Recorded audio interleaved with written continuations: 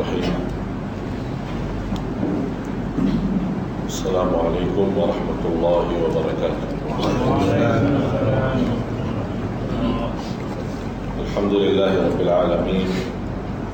Wa asyhadu an la ilaha illallah wahdahu la syarika lahu waliyus salihin. Wa asyhadu anna sayyidana wa nabiyyana Muhammadan abdullahi wa rasuluhu as-sadiqul amin. Allahumma salli wa sallim wa barik ala sayyidina Muhammad wa ala alihi wa sahbihi wa man tabi'ahum bi ihsanin ila yaumiddin. Subhanaka la ilma lana illa ma 'allamtana innaka antal alimul hakim. Maha suci Allah,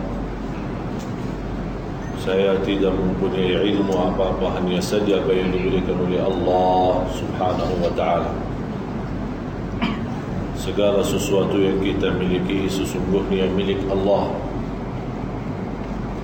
Karena itu jangan anda sedih atas kehilangan dan kekurangan sesuatu, karena semuanya dari Allah dan kembali kepada Allah subhanahu wa ta'ala.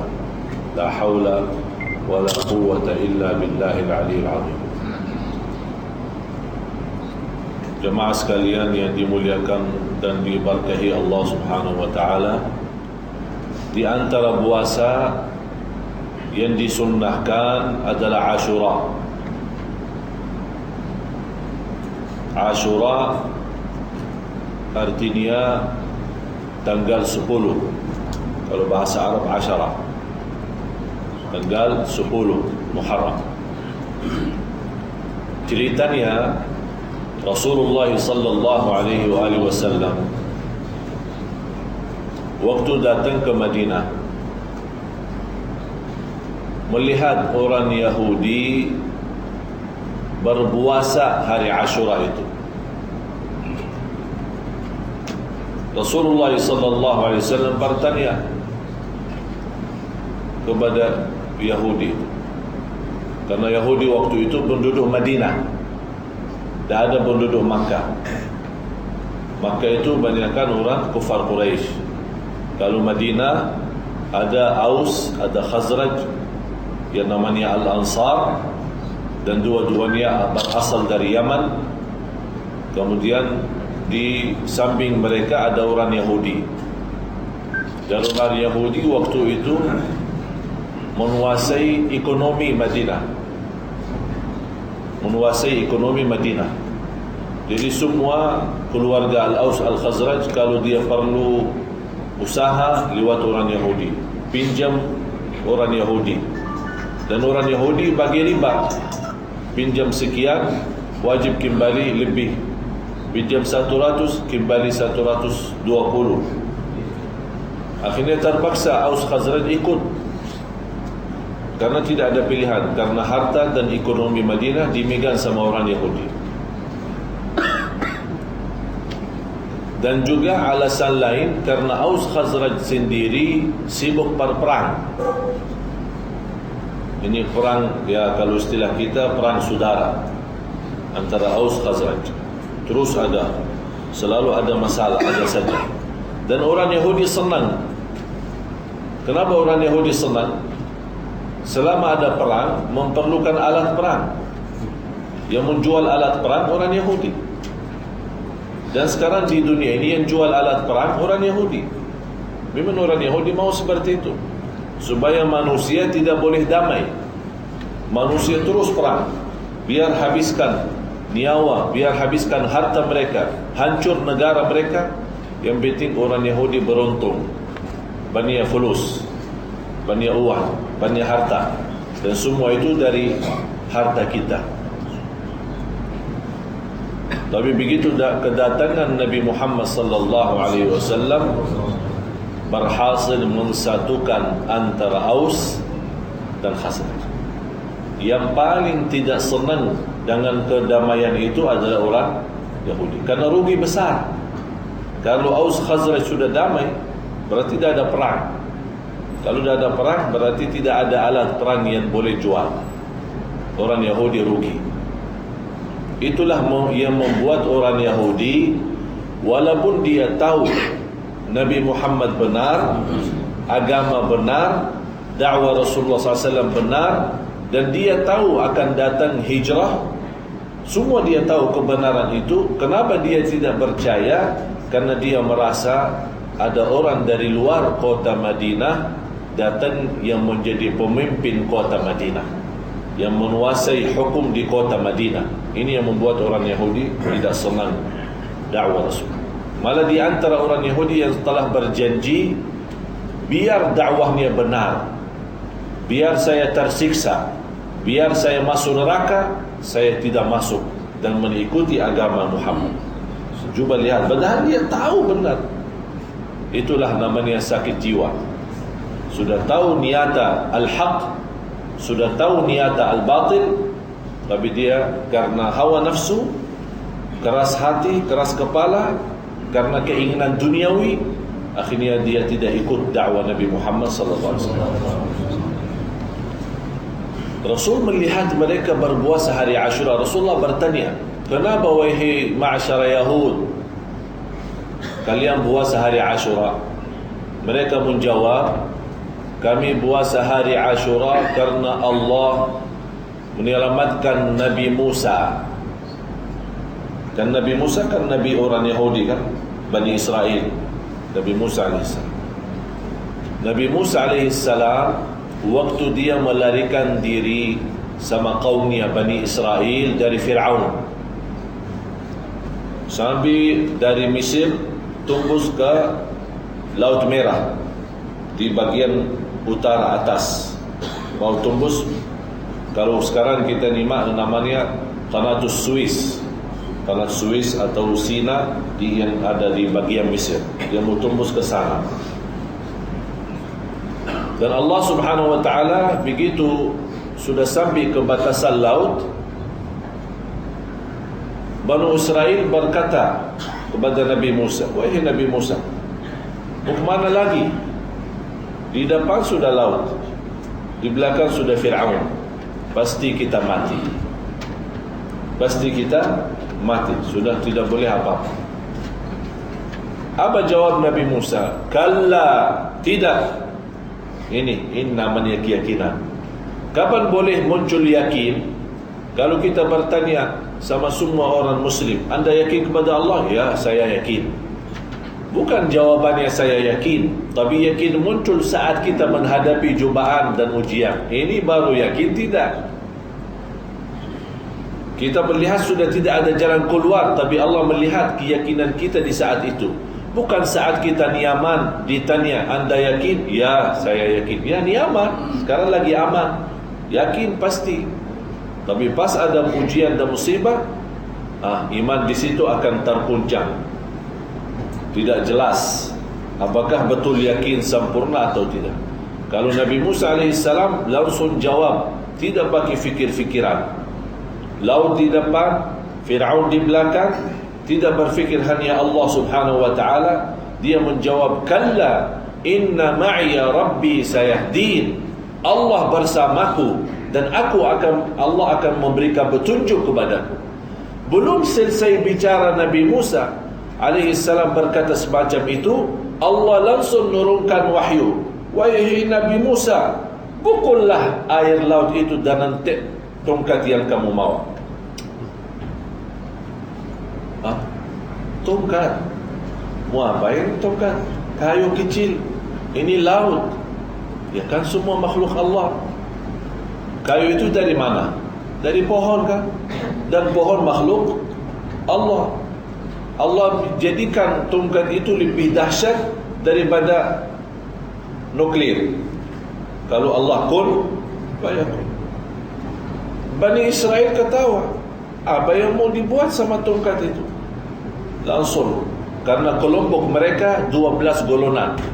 Bani Israel waktu itu 12 kelompok, dan setiap kelompok punya pemimpin, kepala yang urus mereka, macam tentara lah.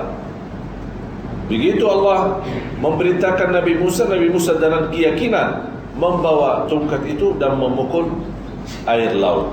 Pecah air laut menjadi 12 perjalanan. Terbuka jalan. Kalau kita bilang jalan highway, ya. Tahu jalan highway? 12 jalan highway, silahkan lewat. Tapi ini cuba bayangkan, subhanallah, air laut terpecah dan ada 12 jalan. Di antara jalan sama jalan ada air laut itu, tetap masih ada berdiri, sambil terlihat ikan di dalamnya. Begitu mereka masuk, ada rasa ragu-ragu, mana yang lain? Karena ini kelompok tidak boleh lihat kelompok yang lain, karena semua dipecah antara laut. Biar mereka tenang, Allah bukakan jendela, window di dalam laut itu, biar mereka tengok, oh ini kawan masih ada, ini kawan semua ada. Terus mereka semua berjalan dengan aman. Subhanallah, dahsyat. Begitu mereka diselamatkan oleh Allah. Itu peristiwa terjadi di 10 Muharram. Peristiwa ini terjadi di 10 Muharram. Begitu mereka diselamatkan oleh Allah, datang Fir'aun. Fir'aun ada ragu-ragu, tunggu dulu, biar ini kita lihat mereka. Sampai mereka sudah tembus dan sudah lurus, sudah lewat. Ini macam mana?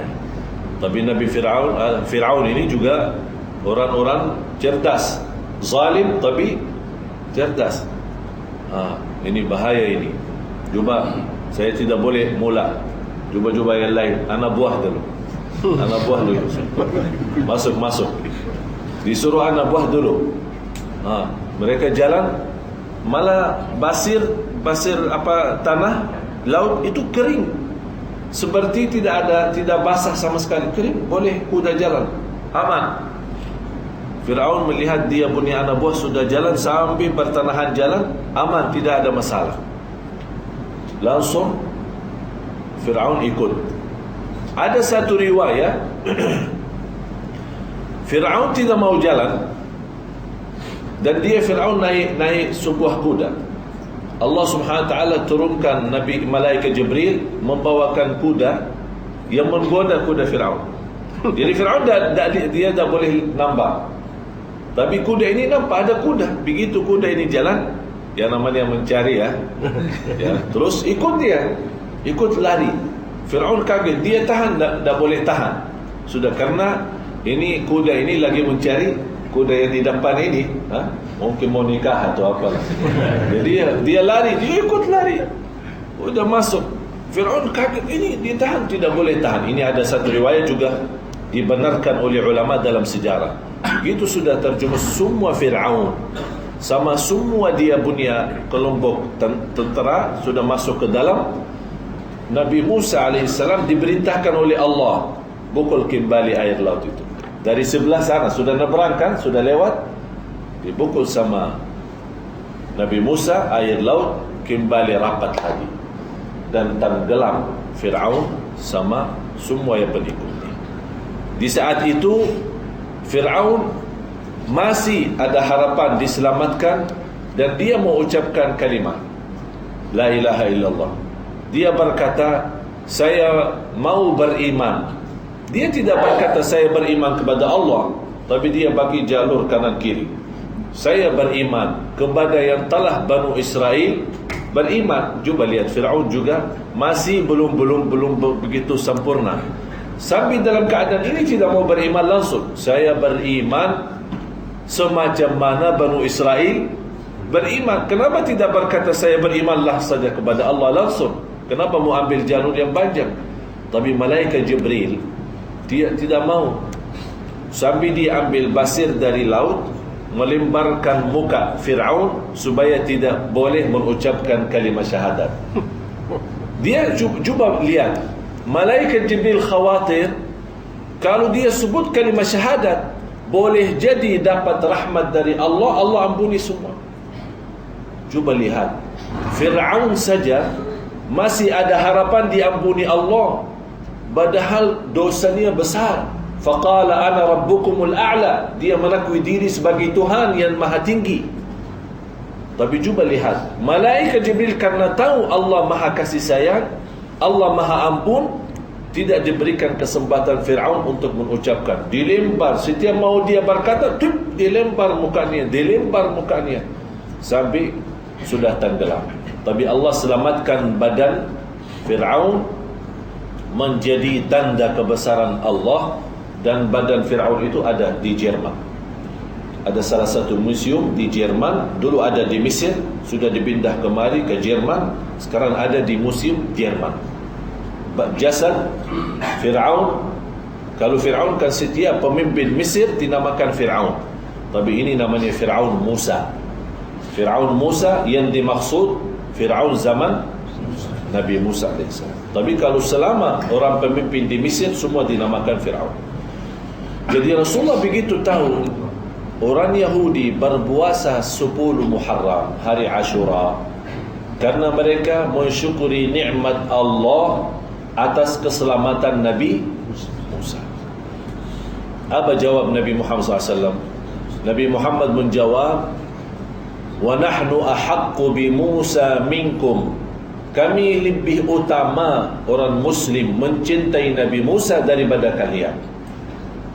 Kami lebih wajib memuliakan Nabi Musa lebih daripada kalian. Maksudnya lebih daripada orang Yahudi. Karena kita di Islam menajarkan kita di Islam untuk beriman kepada seluruh Nabi dan Rasul, kan?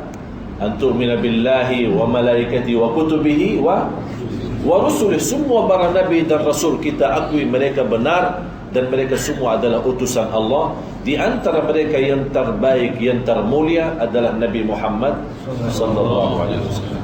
Oleh kerana itu Rasul mensunnahkan puasa hari Ashura untuk mensyukur nikmat Allah terhadap selamatan Nabi Musa AS. Karena orang Yahudi puasa 1 hari, Al-Rasul memerintahkan sahabat puasalah hari Ashura, tapi tambah 1 hari lagi supaya tidak sama dengan orang Yahudi.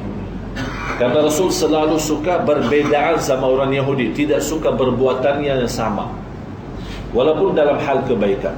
Orang Yahudi puasa Ashura, kita disunnahkan puasa 3 hari, 9, 10, 11. Ini yang terutama. Kalau tidak mampu 3 hari, boleh 2 hari, 9 dan 10. Kalau tidak mampu hanya 1 hari saja, boleh saja. Walaupun sebagian ulama menganggap puasa 1 hari sendiri makruh karena merupai orang Yahudi. Tapi saya menambil boleh-boleh saja. Kalau kita tidak mampu puasa 3 hari atau 2 hari, tidak apa kita puasa 1 hari, tidak menjadi masalah. Tapi kita selalu mencari yang terbaik. Kalau yang terbaik ya 3 hari. Dan Allah Subhanahu wa taala memberikan pahala, diampuni dosa lalu. Jadi dalam puasa beda sama puasa Arafah. Kalau puasa hari Arafah, sebagaimana di hadis yang diriwayatkan Imam Muslim, Allah akan ampuni dosa puasa Arafah. Orang yang berpuasa Arafah diampuni dosa lalu sama dosa yang, subhanallah, belum dosa sudah diampuni duluan. Belum dosa sudah diampuni duluan. Kalau hari Ashura diampuni dosa tahun lalu. Oleh kerana itu, kalau kita berminat untuk menjaga puasa, itu sangat luar biasa manfaatnya. Karena sebaik-baik puasa selepas Ramadan adalah puasa bulan Muharram. Kalau kita puasa setiap hari boleh, mau gantian sehari-hari boleh, mau hanya Isnin Kamis boleh. Dan kita berusaha, misal saya akhiri contoh puasa, misal besok hari Kamis, ini hari Jumat kan, tanggal 2, hari Kamis besok, jadi tanggal 8 Muharram kita puasa sunnah Kamis, karena sunnah Kamis. Hari Jumat tanggal 9, hari Sabtu tanggal 10, hari Jumat tanggal 11. Jadi kita ikutin puasa sunnah Kamis, kemudian puasa 9, 10, 11 itu menjadi untuk hari Ashura, supaya berbeda sama orang Yahudi. Karena orang Yahudi puasa cuma 1 hari. Kemudian habis 11 kita teruskan lagi bertanahan bulan Ayyamul Bid. Karena ada puasa Ayyamul Bid adalah 12, 13 dan 14. Kalau kita boleh dapatkan semua ini, Masya Allah luar biasa. Mula hari Kamis, Jumat, Sabtu, Ahad, Senin, kemudian Selasa. Ini cuba lihat manfaatnya luar biasa. Oleh kerana itu jemaah sekalian, macam kesempatan ini mohon jangan sia-sia. Manfaatkan, pahala sangat luar biasa. Dan kita termasuk juga orang-orang yang mensyukuri nikmat Allah Subhanahu wa taala lewat puasa. Tidak sama Ashura yang dilakukan oleh kelompok-kelompok umat Islam yang kita lihat dijadikan pesta, dijadikan acara-acara besar-besar, atau dijadikan hari-hari raya anak yatim, atau dijadikan macam-macam mukul-mukul diri, macam kelompok Syiah mukul-mukul diri sampai berdarah. Sampai ada orang kemarin bagi SMS, kalau ada orang Syiah mau mukul diri, jangan susah-susahlah. Kalau sudah Ashura, dah usah capek, datang kemari, kami aja yang mukul saja, biar habis-habisan. Ya, jadi dah usah mukul diri. Kita insyaAllah tugas, boleh. Kalau mau mukul diri, dah usah capek, datang sini kemari, kita insyaAllah habiskan. Ya, jadi hal seperti itu, ini semuanya melanggar aturan Islam. Alasannya mereka memuliakan Al-Husain. Al-Husain cucu Nabi Muhammad SAW. Kalau kita betul-betul mau muliakan Husain radhiyallahu an, ikuti ajaran kakeknya Nabi Muhammad SAW. Kalau kita betul memuliakan Al-Husain, ikuti ajaran kakeknya Nabi Muhammad SAW. Jangan kita buat sendiri aturan baru dan agama baru. Oleh kerana itu berhati-hati, jangan sampai kita dibodohi, jangan sampai kita terjumus.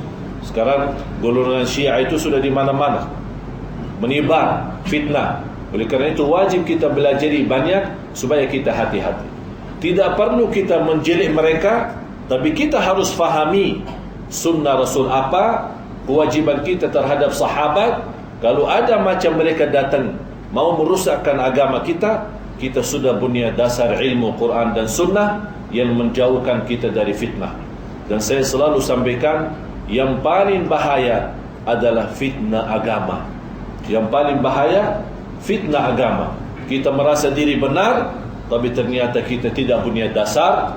Qul hal nunabbi'ukum bil akhsarina a'mala alladhina dhalla sa'yuhum fil hayatid dunya wa hum yahsabuna annahum yuhsinuna sun'a. Suratul Kahfi ayat 102 sama 103. Ini Allah tunjukkan kepada orang yang merasa diri berbuat baik, tapi ternyata dia rugi dunia akhirat. Na'udzubillah. Mudah-mudahan kita senantiasa dapat bertunjuk oleh Allah Subhanahu wa taala, istiqamah atas iman Islam, istiqamah sampai akhir hayat atas kitab dan sunnah Nabi Muhammad sallallahu alaihi wasallam, dan mudah-mudahan semua yang hadir mendapatkan syafaat Nabi Muhammad sallallahu alaihi wasallam di hari kiamat. Ya Allah ya Arhamar Rahimin, jadikan pertemuan ini bermanfaat, ilmu yang kami belajari berguna, dan berikan kepada kami kekuatan lahir dan batin untuk mengamalkan ilmu yang kami belajari. Birahmatika ya Arhamar Rahimin.